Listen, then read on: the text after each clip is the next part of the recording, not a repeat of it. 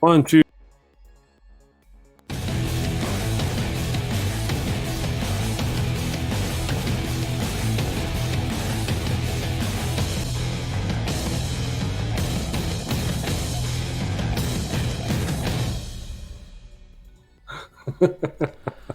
Hello everybody, hello. I want to just say thank you all for turning up. I don't know if you've turned up for Artie, but Artie's not here, folks.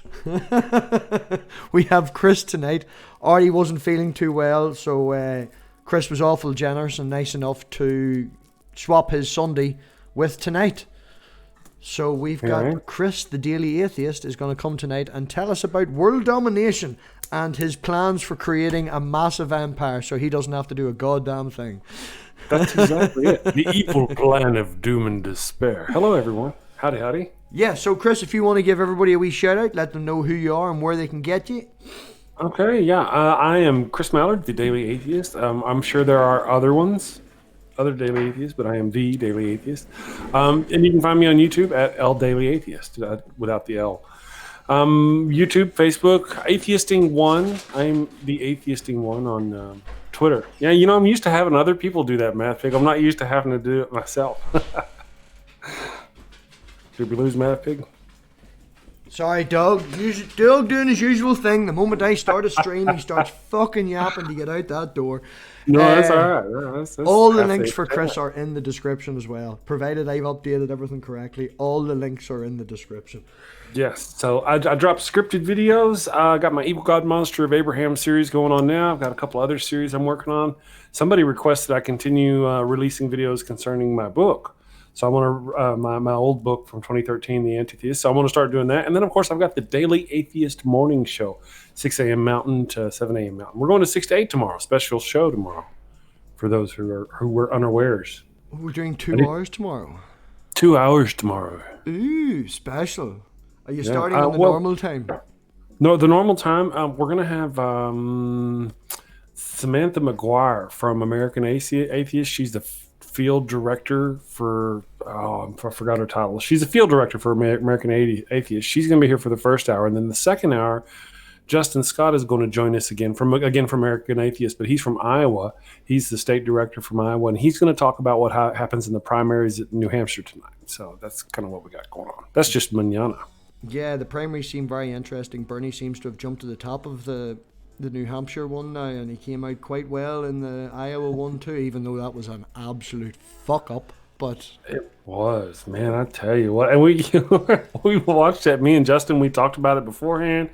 The show came on, or the thing. I wasn't even really going to watch. I'm not all that political. I'm political in my emotions, but I don't keep track of it because it just pisses me off. So but I started watching it that evening, told the wife what was going on, kind of explained to her. We learned about what a caucus was because I'd known before, but it's something I'd forgotten. Yeah. And then we watched it, and we watched all the reporters getting ready for the results to come in. Their faces would change later through the night. It's my first caucus to sit there and watch, so I didn't know it was unusual. And then when the results didn't come back, I'm like, well, what the hell? So Richard Madsen, he's watching. I feel all giddy. The schoolgirl. Hi, Richard. Yeah, we Peace shout out to everyone. Respect. We've got Geo, Critical, we've got Sammy, all the usual suspects. I appreciate you all coming in and saying hello. Sammy, Critical Cripple, all the usual. There's nerdy rodent is out there. Well, Chris, hello, I usually start with the first question is, why are you here? Why are you on the internet? And don't say world domination. World domination. Okay, all right. Well, my channel, you mean? Yes. Why are you here? You're on the internet. You've got a YouTube channel. I know that you started mainly on Facebook. Would that be correct? Yes, I started on Facebook. Back in 2012 or 2013, I had a friend, my buddy Mike. He kind of went to the dark side, real hardcore, started street preaching and whatnot. I was an atheist. I took it the other direction and made it my mission to save him, I guess. I don't know what the hell I was doing, but that kind of got me into the atheism as an activism. As an activity? As an activity. Sorry, letting that damn dog back That's in again. okay. That's okay. It's half the fun. It's half the fun, man. It's I know. I'm thinking I'm gonna put the wee shit down, and it's gonna have to learn that every time he's sitting here all night, and the moment I go live, every single time it's like an alarm clock is off in his head. Must annoy MathPig. I'm gonna put it down. It's hilarious. Oh, well, he'll be 16. Bad. I'm not for that. That's And bad. saying that, man, I love that dog. He's my first dog I got when I moved out. He will be 16 in April, so I've had him an awful lot of years. I wouldn't do that. Gotcha. I'm a big dog lover. They're wonderful, and they will. If society collapses, these guys are going to just be tasty and delicious. I want to pitch them in a refrigerator just as soon as the bells toll. You know what I mean? So, Chris, if you want to just give how me and you, I know obviously how me and you came to be. I think I heard you say one time that when you first come on, you thought I was an LGBTQ channel. That's right. You know, actually, you in your description, you said you blame Dave, Critical Cripple. So I'd met Dave. I think I met him at Neil's in a Neil's after party or something.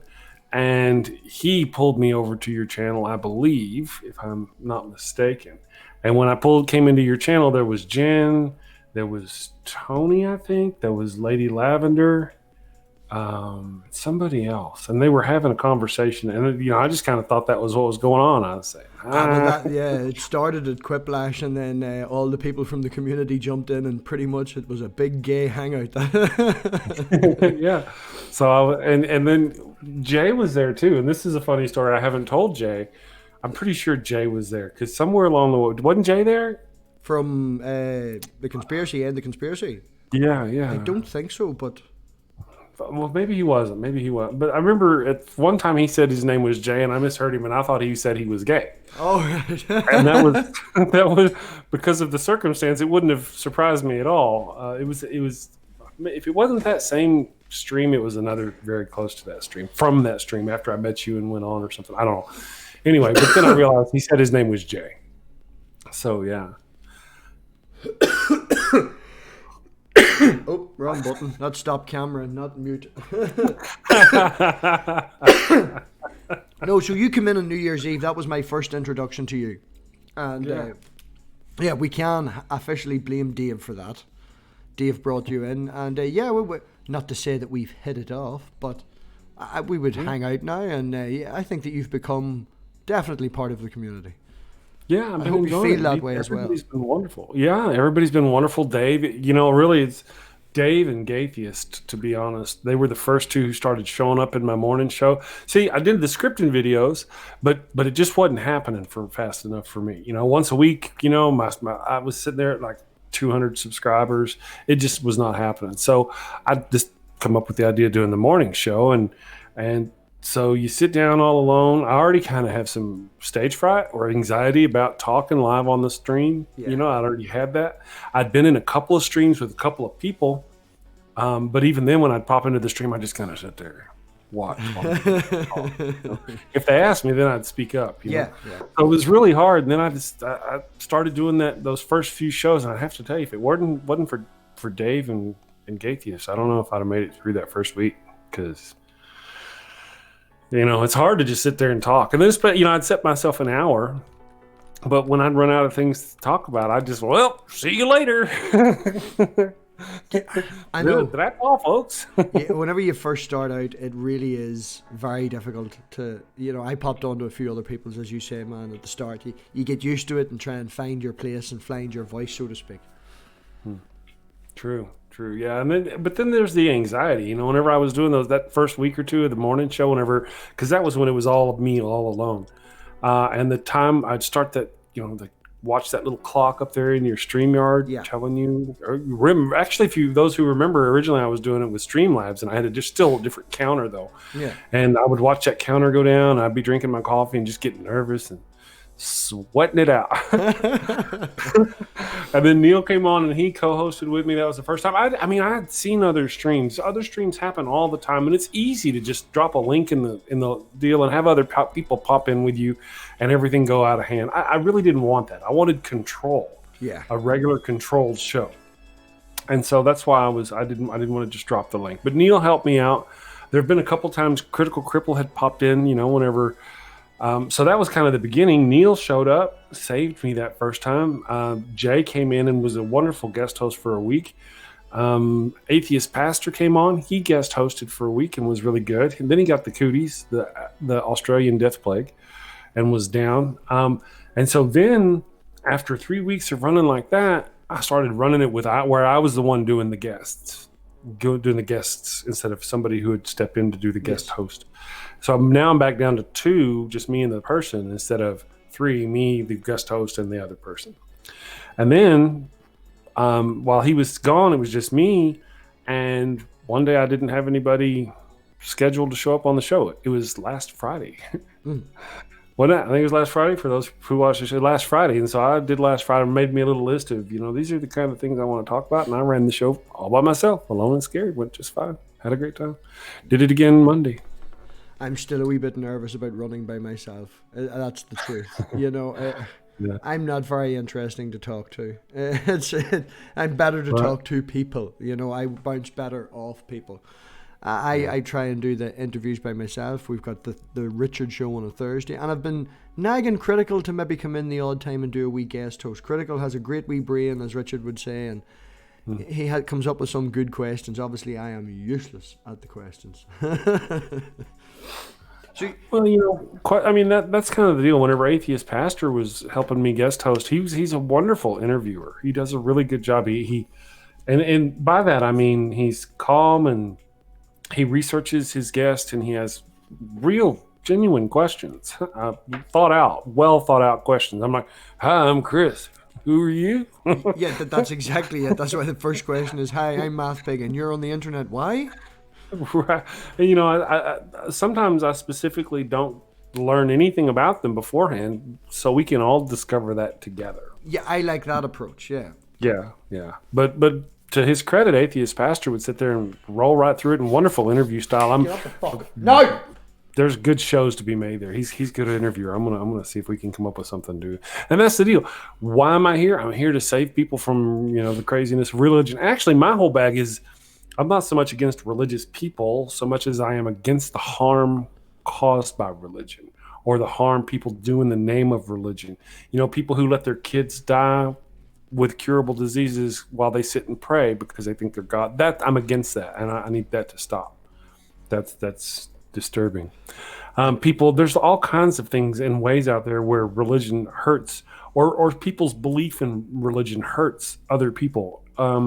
And themselves, their children, so that's kind of my whole bag. That's really what I'm against. I'm not just here to thwart the evil religion. I mean, there's a specific reason. It hurts folk.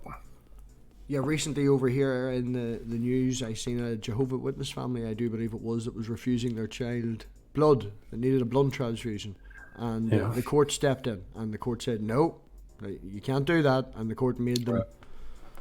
So as you say, just simple, basic things like transferring blood. You need a blood transfusion or you're going to die, Right. Well, we had in the news this past week, we had a 4-year-old child die because the parents chose to use alternative medicines instead of real medicines, and they let their baby die. 4-year-old baby. And that's the kind of thing that really gets me. As a matter of fact, I have a series called Quickie with the Skeptic where I talk about various different subjects, and one of them was specifically that right there, about how people will use woo instead of the real working magic, the magic that works. It's called science, people. Or as Richard Dawkins would say, bitches. Oh, don't get me wrong. There is some things that I would refer to them as old granny recipes. There is some of them over here that I have. Some of it works. Some of it does work, but there is a difference, in my opinion, between an old granny recipe and woo. Truth. That's right. Hashtag truth. Well, we have things here. Cannabis. Let's talk about cannabis. For years, it was vilified, and blah blah blah blah blah blah blah. But there's actually real power and real medicine there. I get that. I totally get that. It is naturalistic, I guess, medicine-ish. That's not what we're talking about. That has verifiable results that we can test, even though it's not. And it because of those verifiable results, it is becoming an over-the-counter medicine, right? We know that it's going that way, because I've always said anything that can be treated that way, they will make money on it. Yeah, well, it's all down to them making money. That's right. So then here we are making money on it. So I get that. I totally get that there are some things out in nature that do work, and once we discover those things in nature and we apply them to the right thing, and it heals, we need to learn from that and go forward. I'm totally down with that. But that's not what we're talking about here. This is when people intentionally gave their child who was that they knew was sick with an X, Y, and D specific. This is the problem. We have real medicine right here. Don't do it. One of my first videos in that series was the same thing. This woo peddler on YouTube had talked this mother out of not giving her 16-year-old son his diabetes medicine, and they just sit there and watched him die. They obviously they knew what happens if you don't give your child medicine. They'd been there, right? They'd been to the doctor. They'd seen the results. He had been taking his medicine. It's just crazy. That's what my battle is. That's the windmills I'm chasing right there. No, definitely, man. If it's passionate for you, then that's the reason why any sort of channel is going to exist and survive and do well, is if you're passionate about what you're doing. Yeah. And, I've got a lot of plans for my channel because, it's power, really. It's power. It's fun. Once you get over that, oh, no, I don't want to turn on the little stream. Once you get past that and you start having fun and joking around and meeting friends, and they're great, and it's it's a lot of it's interesting. I got other plans. I want to do the daily Atheist morning show because I get up at 3:30 in the morning. By 6 o'clock, I'm awake. It's a day for me, so I can do a morning show. It's nothing. I also want to do an evening show. I want to do 2 evening shows. I want to do a show on that's Monday through Friday. I want to do a show specifically on Saturday. Anybody out there who likes board games, maybe Dungeons and Dragons? I've got AP is in with me, so that's 2. I'm looking for like 4 more folk. I've never played Dungeons and Dragons. That's all right. That's all right. Somebody, the souls out there will know and hear my call. Sorry. It's not. It just wasn't big over here. It never was big over here.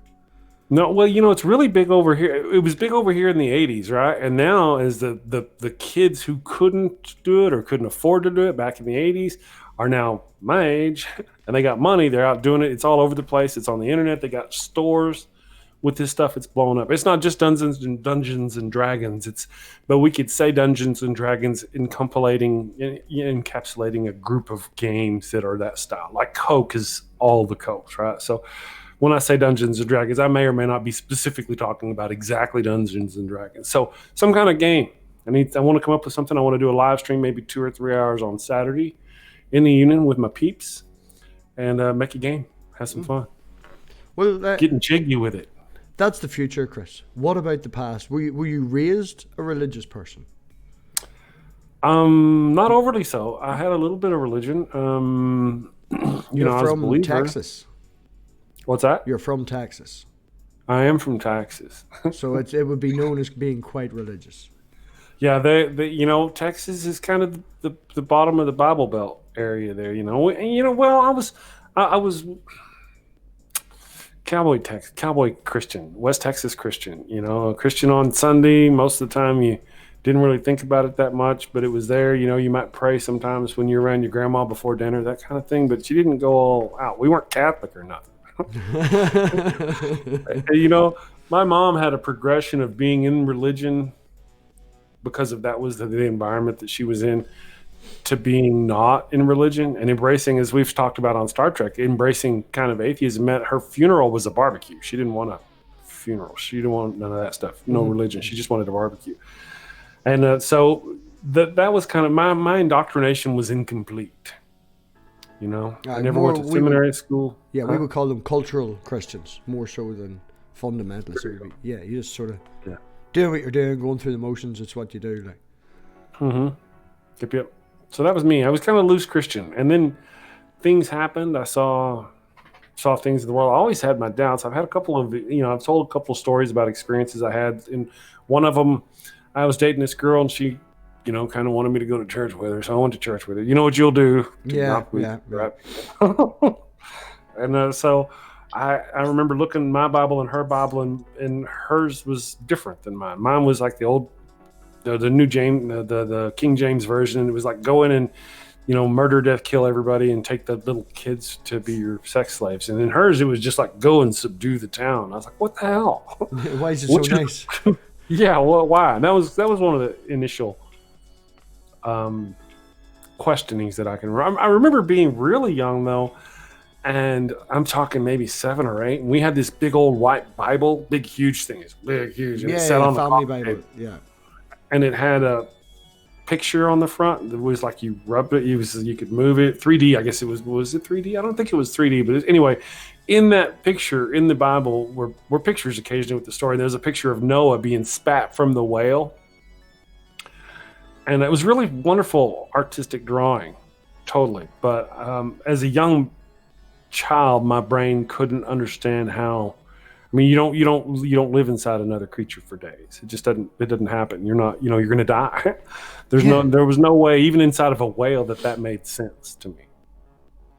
Yeah, well, we weren't really taught that was literal. I never really believed that a person could live inside a whale like that. Just no. It Right. Well, when sense. you're raised believing in magic and things like that, nobody set down the rule between this is reality and this is not reality. And I mean, like I said, we were very loosely.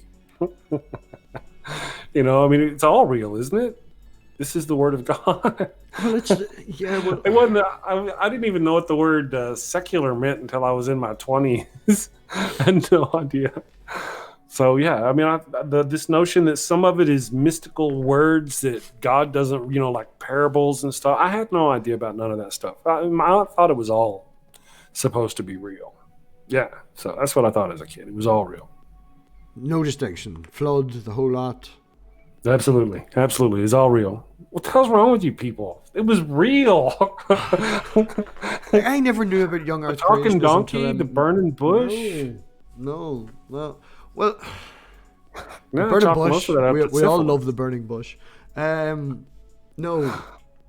I just can't. It comes down to the teaching of it. Over here, we had religious studies in school, as well as actual Sunday school, which they are now trying to change the name of because people have started to sign up and say we don't want our kid going to that, and they're now changing it to something like religion and ethics, which I really hate the fact that they're putting the two. Critical Cripple can look it up. He would be from England. I think it was the Sun or the Daily, whatever one of them fucking papers. And religion and ethics. Yeah. Now I may be wrong on that exact phrase, which is why I'm asking someone to look it up. I see. But I think that is an odd combination. I don't think those two generally interchange. They don't walk hand in hand. They don't know the same secret handshake. Religion and. Let me see. I actually think it was Nerdy or someone in the community that posted it on Twitter, and then I went from Twitter to it. Fuck it. I can't remember. I could be wrong. Don't quote me on that. Somebody in there will call me out on it and find me and tell me what I'm wrong on and what I'm right on. But okay. It's definitely putting something like them two together. It's equating religion with how we should act and how we should be in society, which I don't think that we need religion for that. We can be decent and good to each other without the need for a religion. We don't need a man standing above us with a big stick to tell us it's wrong. We need to be raised well and have a parent to tell you that it's wrong. Right. Yep. Yeah, this and that's I guess that's one of the things about Christianity, because especially if you just go by the book, I mean, it's a very carefully crafted message to get peace and love out of that book. You know what I mean? Well, if you're reading it all like that, you see, I don't remember any of that. It was. Yeah, there's not a lot of peace and love in it. I mean, I'm going through it step by step, and there's a lot of murder, death, kill, a lot of judgment, some vengeance. Some incest if you're into that sort of thing, but not a lot of peace or love or mercy. Haven't run into any of that yet. But we're only 6 chapters in, so Well, as I mentioned to you, man, I think it was your stream last week. My granny, when I was talking to her about religion, only recently heard that there was incest in the Bible. The story of Lot ended when she turned into a pillar of salt. That was it. They just sort of leave it out over here, and unless you actually sit down and read it yourself. Yeah. That's one of my favorite stories. Is the story. I mean, so Lot is approached by angels who tell him to go to this place, and Lot, being a mortal man, knows better than the angels. And I mean, that's just a hell of a story. And then there's another story of the Benjamite. I think his name is a Benjamite. I don't know. There's another story that's exactly like Lot. Yep. Except for it's written from a different perspective. Dark Matter 25 does a great video on that. Yeah, who does? Dark Matter 25. He did a video on the Lot story, and then did a video on that other story. And every now and again, you would see in the top corner, he's replaying the video he did for the Lot story, pretty much word for word. Yeah, and I mentioned it in my book back in 2013. I had the two comparisons because, to me, obviously, clearly, it's the same story. In one story, it's angels. In the story of Lot, they are angels who've come to the town. In the other story, they're just two men who've come to the town. They still try, a horny horde of homosexual Hebrews try to attack the house and rape the men to death in both stories. In both stories, they try to toss the women out. Yeah. I think in case of an emergency, the very first thing you do is you toss out your virgin daughters. I do think in the second one, though, that they raped her to death. Yes, in the second story. Well, that's the story that is not Lot. I don't remember. The story of the Levite is I don't remember. Genesis something. It's been a day or three. But in that one, there are two girls. One of them is the Levite's concubine. The other is the old man. They don't refer to him as Lot. He's called the old man. The old man's daughter. And the old man offers his daughter. They don't take it.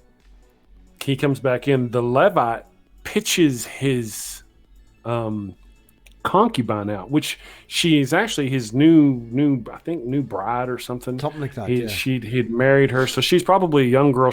But she didn't like being married to him. She'd run off to Bethlehem, and this story picks up because he had gone back to Bethlehem and picked her up, got her back from her parents, and then this runaway teen bride. We assume she's teen, right? I just presume anyway, because of the day. And then he's bringing her back when all this goes down. He stops in a town, and then he just pictures her out, right? He pictures her out. And when it's pretty callous, the next day when the sun comes up, he opens the door and he sees her on the ground. He like kicks her and says, "Come on, get up." Or nudges her or something, says, "Come on, get up." And she don't get up because she's dead. And then, he does what any logical, holy man would do. He cuts her body into little bits and mails it to all the corners of Judea. That's what I would do. The first notion is to cut the body into bits. Chopping them up. Yeah. I forgot about that at the end, that they actually chop her up and send her all over the place. Yeah, see, actually, the tricky part is that's not the end. Because then all the tribes of Judea come to lay vengeance against this one city where the Benjamites live. So they cower out around the city. They go down and actually they console the Lord, and the Lord tells them to attack. Specifically, God tells them to attack. They attack, they get their asses kicked. They fall back. The Lord tells them again to attack. So they finally, after 3 or 4 attempts, every time they get their asses kicked. And then they go down to attack, and then they run away. And the defenders kind of run after them, and another force comes in and takes the town, and the defenders come back and they surround them, and they finally get them. Not because God helped them, but because they, actually started using their damn brains. But if you read the story, all for the life of this one girl, like 100,000 people are slaughtered because of this. This whole town is laid siege, all because of the story of the girl that the guy threw out to them. A horny horde of homosexual Hebrews. So, yeah, it's a wonderful story. Wonderful story. I like to tell the kids. No, it is. It does. Some stories like that, they do get completely out of control. And it's like the gift that keeps on giving. You can get down the route of what the Bible is and where it came from, and look at the history of it. And there's people in the community that would do that. I've got Lawrence from Milwaukee Atheists coming on, and he would study all that sort of thing. We've got Digital Hammurabi, who studies the language and where the language came from and the context of it. And It all just seems to be that that they were making it up as a justification for land and making it up as a justification for the rules. It's obviously written by men to justify what they do. Yeah. Well, especially in this case here with those two particular stories. I mean, what happens after both stories? The old men leave, and the towns are both destroyed. I think a lot of these, especially, I think there was in that particular area of the world at that time, there was a divide. You had cities popping up, and you had people. The hunter gatherers type of society was still there, and the people who lived in that hunter gatherer society had certain beliefs. And in the towns, they had things like writing, and writing came to these people out in the tribe. And I just see this old man out there. He's pissed off. He's herding his goats, and he sees this town over there. They're having a good time. They're living it up. He's poor. He can't afford it. He's out there cussing. We have that exact same shit going on now, or to have the crazy person just sitting out there on the street corner picking the lice out of their hair and eating it, and then they go back into their little hovel and write down the word of God, and that somehow, I mean, read this stuff. It's just craziness. It's crazy. I haven't even gotten to the ones that are really rough, like Ezekiel or, any of them that just start really going off the rails.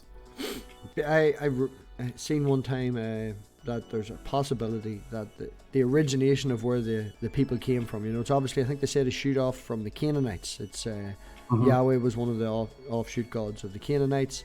And originally, if you go back a wee bit further, there is archaeological evidence to show that they may have possibly come from the Sea Peoples. Have you heard of the Sea People? I've heard of the Sea Peoples. Yes, they went around and attacking people and destroying cities, and not really a very nice crowd of people.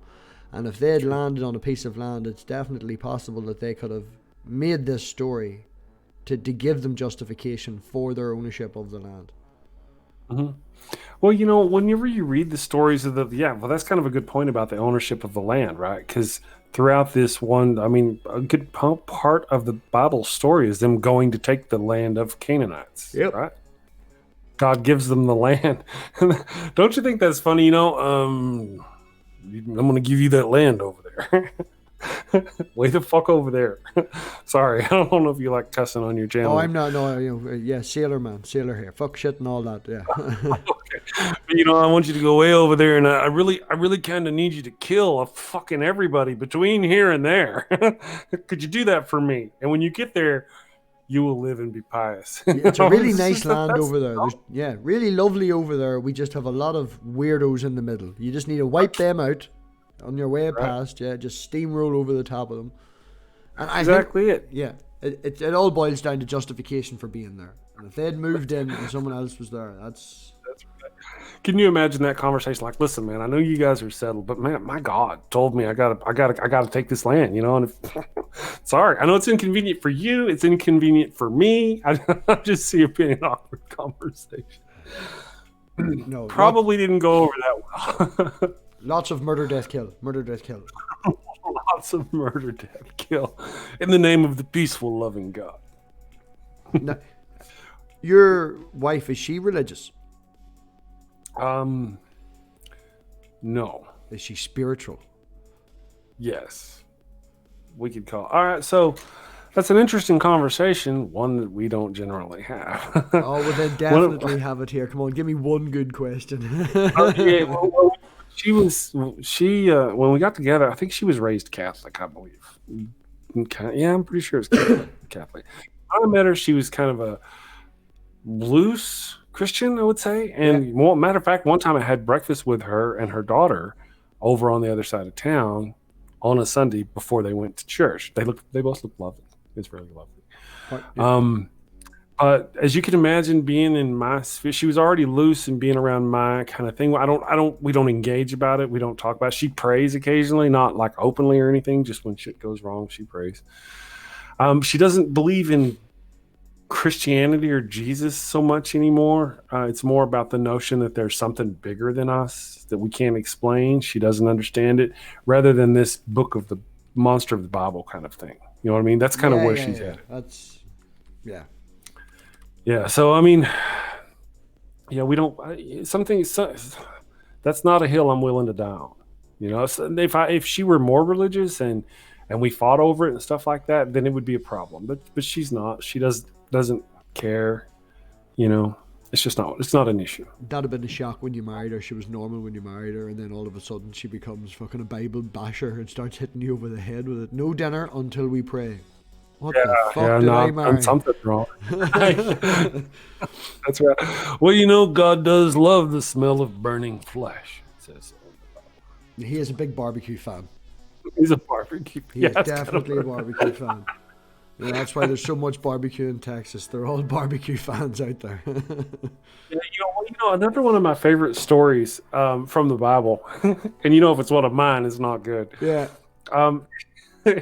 Is the first covenant between Abraham and God whenever they decide to do the circumcision thing. Mm-hmm. I don't want to go into the syphilis yet. If we have time, maybe we'll go into that's the after party. Yeah. But during that covenant, they have, you know, they build up these 12 pillars, or they build up pillars of stone or something. Then they bring out the cows and they cut the cows' throats. They catch the blood in the bowls and they sprinkle the blood on the altar, and they sprinkle the blood on the worshipers who are saying, "Holy, holy is the Lord." This is a vision right out of a horror movie, right? Mm-hmm. If you were watching an 80s horror flick where there was a satanic death cult, something, they were murdering teenage kids, and the hero of the show happened to cross their secret hideout where they were doing their devil worshiping, this is what they would show you as written in the book. You know, that's I mean, it's just, yeah. You don't think about the blood cult, and then it's all a blood cult. And then you get to Jesus, and what was Jesus? Jesus was a blood sacrifice. Jesus was the ultimate sacrifice. Some people will want to deny that Jesus, you know, no, they don't do that. But Jesus literally was if you want to believe Jesus was a real human person, Jesus was a human sacrifice. Am I wrong? Am I wrong? Anybody? Yeah. It's the ultimate human sacrifice. Ultimate. Yeah. Well, we could talk about that, because, you know, if you told me... how long have you been married? We're tangenting here. How long have you been married? I've been, well, 5 years. Almost 5 years. 5 years. And you've known her in total...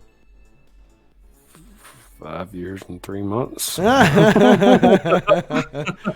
Really? Yeah, we met on Match.com, and she's a nurse type person, and I was just an IT guy who's, you know, had my own tiny little business. I worked from home. Oh, she's after you for your money. What's that? She's after you for your money then. Exactly. Well, she sent me this text message, and through Match, you know, and she liked me, and I started talking to her, and I was like, you know what? You got all those doctors up there. You're not interested in me.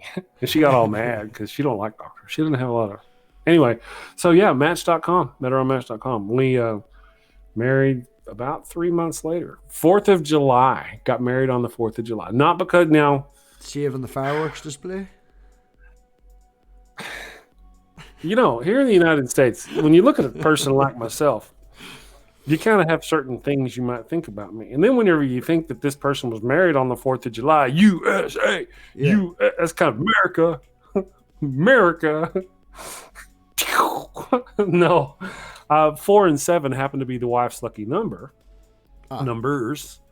And July 4th would be 7-4, and that kind of just worked out for her. So, and also at the same time, you know, the entire country celebrates our wedding, our anniversary with us. So it's wonderful. Everybody's guaranteed a day off as well to be at your wedding. So there you go. Nobody doesn't bother anyone taking a day off work. I'm off anyway. Free food, fucking wine, my not. Well, you know, to be honest, I was a little worried because, you know, I've been through many a relationship through my life. I just never could make one work beyond like 3 years. Really, not kidding. 3, maybe 4. The 4th year is the crumbling of all the things we've built in the first 3. just my personality. I remember the love of my life when I was a kid. You know, that first girlfriend you have. Yes, oh man, yeah. What you don't know, right?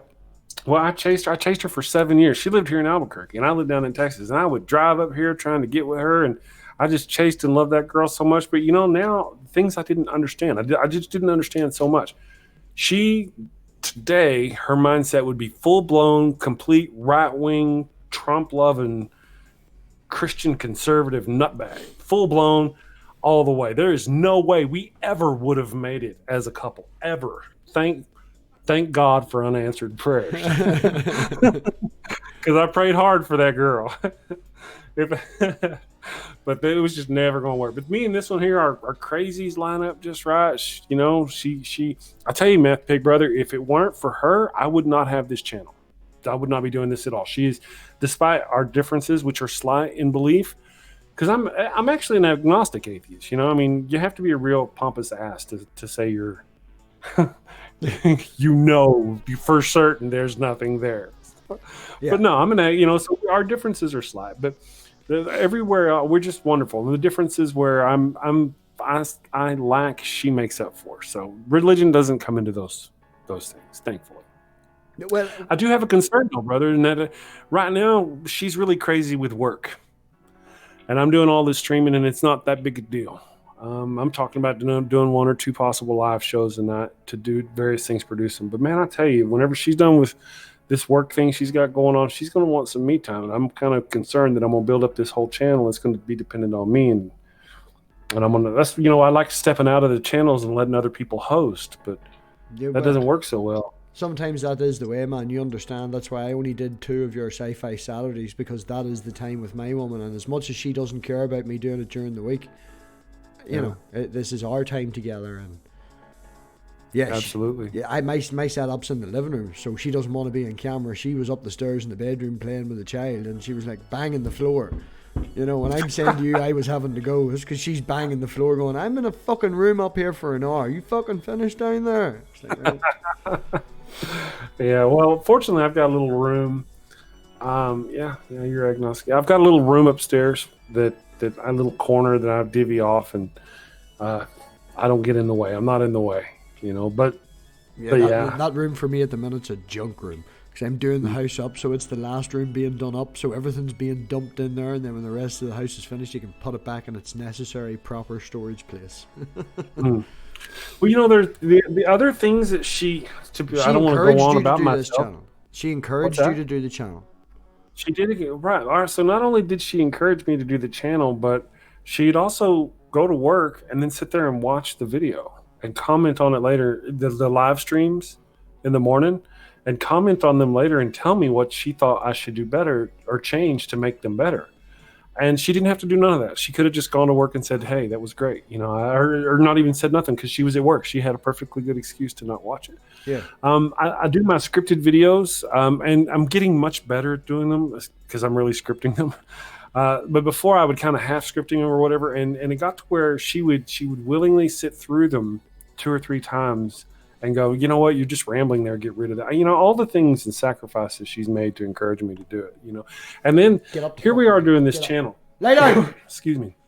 Here we are doing this channel, right? And whenever you and I first time we looked at Social Blade, I was like at 79,000. And all the successes that I have been seeing with the channel as I go forward, I would look over to the right, and there she's going, I told you so. I told you so. Because for months she kept encouraging me to do the channel, and I just kind of wouldn't do it. And then finally I started working it, and the lady was right. She was right. Does she look back at the live chat? Does she read the live chat when she watches back? Should we all start saying hello? No, she's only spoken up once to even let you know she's there. Only one time. She in her mind, she thinks she makes me nervous, and I guess she did it first because I didn't know she was doing it, and then she told me she was doing it. So she could give me some advice. But I tell you, without her, without my friends, the support system I've had, and then something else for anybody else out there thinking about doing something similar with the channel.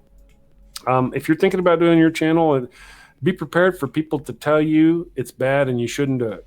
Yep. And just be prepared to tell them to fuck off. Really, I'm not kidding. Normally I don't ask MathPig. I don't cuss a lot. I've had a couple of instances that are quite specific about that. You don't like to swear in your channel. I don't, right? So when I do it, means pay attention. Yeah. Right. But when you're doing this, you're gonna, like in my channel, I got this guy comes in. He's kind of nice. He speaks nice. He watches the videos. I appreciate anybody who watches the videos, even people on the other team. And then he'll leave me comments, and it's like he's just being ugly, sweetly. And then they'll tell you, he finally got to, after 2 or 3 videos, he's like, no, you need to stop making these videos because you're just wrong and you're stupid. And I'm like, you know what? Fuck you. I don't care what you think. I'm not making this for you. You know? So that you got to be prepared to do that. Because people, we are honest. If you're talking about religion, there's going to be people on the other side that are going to come at you. So get used to that. And then there's the other thing. And, I've got lots of friends who make suggestions, and that's great. I love when fellow content creators make suggestions. And don't take me wrong, you feel free to make a suggestion. You and I have exchanged suggestions. We've had lots of banter back and forth. Right. But I get these jackasses texting me and telling me what I should do or what I should not do with my channel. And it kind of, at first I thought it was kind of cute. Other people like Critical Cripple, he said, hey, man, don't do this because of this. And don't move. I know him. Yes. I get him. I respect what he thinks. And his suggestions are X, Y, and Z. Atheist pastor. One day I was in a kind of grumpy mood, and he's like, you should do this. I'm like, well, maybe you should do that with your own channel then. Right? But I wasn't, whenever I say this, I'm not talking about them because I like and respect both of them. It's what these people who come up and they don't know nothing, and they start telling you how to run your channel. They don't know you. They see one little video of yours and they think they're an expert, and they're like, oh, if you do this and this, you'll get lots of likes. And, if you completely change your channel to what I think it should be, you will be fine. And I tell you, I really get tired of hearing that. Like they got 3 subscribers and no videos. They're telling me how to run my shit. That's exactly it. Whenever it comes to certain points, like there's people out there, as you've mentioned, like Critical Cripple has recently joined the content creator circle. Critical Cripple has one video out, but Critical knows what he's talking about and he's a friend. But when it comes to people who just step in, it's do you even create, bro? Yeah, I'm like, why are you talking to me? Why are you even talking to me at all? Yeah. And I kind of went off the other day. I went off on my channel. Well, that was kind of a Friday thing. I was like, I want to do this. I'm thinking about this. And also, by the way, you little suckers, you just need to shut the hell up. Yeah, there was. I hope none of my buddies took that wrong. I think I was quite plain. That I didn't mean any of my homies. I thought you meant me in one of the statements, but then you made it clear that it wasn't, and I was like, did I do that? Oh no, that wasn't me. No. That's fine. That was some prick. Yeah, no. Well, it was just one of those things. It kind of happened a couple times, and I was like, I think next time I'm just gonna snap it so I can talk. Look, this is the example I'm talking about. I'm not talking about you bitches. I'm talking about this bitch over here. Yeah. No, I could do with some nasty comments. We could do some content, a once a week video, nasty comments of the week. Well, yeah, but my whole point, I guess, was just that if you're a content creator and you're out there, just don't let those things get to you. Just carry on. It's about consistency, continue. I am no success. Nothing yet, right? We just got started. Yeah. You're going a year now, aren't you? Nearly. Yeah, well, that's kind of what I was saying. I did a year. I did a year. I did 2 or 3 months where I really kind of hit it. And I went from nothing to 80 subscribers, and I had no idea how to do anything. I bought the cameras, I did all the equipment, set everything up. You can go watch. The green screens were horrible. It took a lot of work, and then I petered out content. You know what they call it? Where you get tired of doing it. I did. Burnout. I burned out. Yeah, I burned out. And then after months of not doing it again, so you could, like 6 months of nothing. Then in November, I took up again. So starting in November, I had 80 subscribers. November 9th is when I started this. And in the past 3 months, I've up to 500 subscribers. Yeah, you're flying. You're doing really well, man. The Facebook's probably helping as well, and a few other things. Like, you're definitely doing your shit right. So nobody can tell you what to do. It's like, look at the numbers. Check out my social blade. That's true. But one of the things I was thinking about was I would really appreciate a mentor. And no offense to any of our current friends. I'd like to find me a content creator who's got like 10 to 20,000 subs and learn from them what it needs. Right now, I've got the friends who've got 1,000, 1,500 subs. I've got a few of those, and they're great, and they're but you know what I'm saying. I need somebody to kind of guide me as I get bigger, because I have full intention is to get bigger, absolutely, positively. Yeah, we all want to get bigger, and the way we do it is together. We do it with each other. We all help each other out. Yeah. Well, that's one of the beautiful things about what I have found in my experience here in this community, is that people have been very, very accepting and understanding. Let me see if I got here. For those who don't know, MathPig introduced me to Social Blade. I had seen it a long time ago, but it didn't matter back then. And one day he brings me to Social Blade. He's like, I want to show you this thing. And he pulls up his channel. He's like, look at me. I got 72,000. And then he pulled up mine. He's like, oh, you got 79,000. And that was targets or something, wasn't it? Yeah, it was gold targets after a certain amount of time or something. But can you share my screen? I want to show you for fun. You want to share screen? If you don't mind. Yeah, hold on. So he showed me, and that was, I don't remember when that was. I guess it's around the first of the year, though, wasn't it? Somewhere in there. I'm not too sure when we had that conversation, man. Yeah. Anyway, so it's Social Blade. So now it goes up fairly quickly for my 5-year. Let me look at my 5-year projections. He's not smacking his cock out on the table at all here. This is not I absolutely am, and I'm not shy about it. I am. It just hit the table. I'm up to 100. My 5-year projection is 114,500 subscribers. Now, the other day when I was talking to you, I don't remember what it was, but yeah, it's just been going up and up and up and up and up. Yeah, graphs are good. I love me a graph. Yeah, graphs are great. Yep. So that's the kind of thing I got. I'm gonna go ahead and pull that down. Thank you for letting me show that. That's been one of the marks by which I measure my success is that continues to go up and it shows that seems to be doing something right.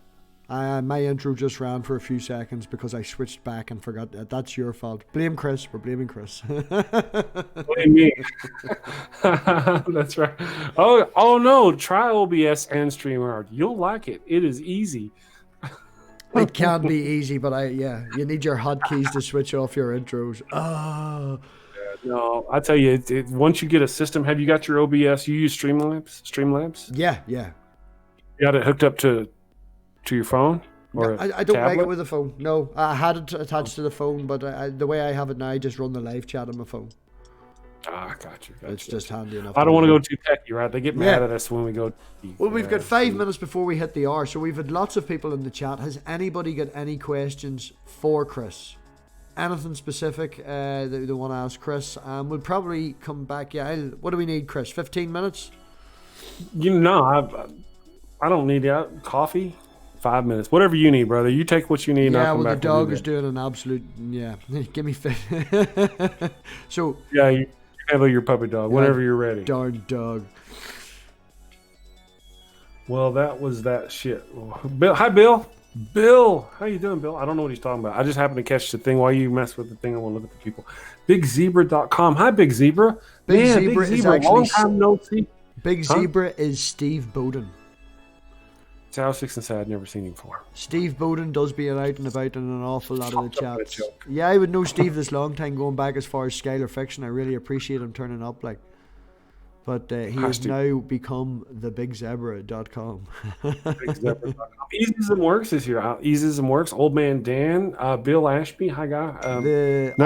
The artwork I was showing you earlier, that is Easism Works. That's my artist. Oh, yeah. He's, all right, brother. Easism, man, I tell you, I have, he sent me a message in Instagram, and I, being an old gray man, do not know how to use Instagram. So I tell you, brother, I could not figure out how to get to it. I was ready to chew my phone open trying to figure out how to get to it. I finally figured it out. Easism, I figured it out. Sorry. Yeah, get in touch with him. He said he was going to reach out to you. The man can definitely do some good artwork. I have to credit him for everything that's here. Oh yeah, wonderful stuff. Good stuff. We're working on a pigsty in space, people. We're going for a pigsty in space. Kevin, right. Kevin, who's in the chat as well. Kevin does my background music. Got you. Hey, all the cool people are here. Yeah, all the really nice people. And we've got Dave here, and we've got Old Man Dan, who did the nicest comment ever that I've still got. And yeah, we've a lot of love folks watching. Thank you for watching, man. That's a lot of people. Yeah, there's a lot of love in this community, and we really do appreciate everyone coming. And yeah, anybody wanting to start a channel, start a channel. We're here to help. Anybody wants to come on, give us a shout. You want to co-host? Early in the morning America time, Chris is your man. You want to help out here, get an interview here, give us a shout out. We had Spartan Theology on the other night. He's only less than 100 subscribers. I don't know if our little interview helped Spartan, or maybe it did or didn't. Maybe you lost subscribers. But we're all here to help each other. Oh yeah. I want to. I want to be a little specific with you, Mr. MathPig, El Pigo de Matho, because you've shouted me out a couple of times. I love having content creators on my daily Atheist morning show. I have a morning show for those of you who don't know. It runs an hour, 6 a.m. to 7 morning time. I prefer my co-host. How do I say this? I I prefer them to be atheist. I'm just you know, I don't mind guests coming on if you want to be a guest and come on and be a theist and have a talk. But if I'm gonna, I just feel it'd be Oh that's not the way yes, I want it to yeah. go. I would like fellow atheist content creators I because didn't that's the community I'm trying to build. mean. Yeah, atheists only contact Chris. Yes, yes. If you're an atheist content creator, get with me. I would love to have you on the show.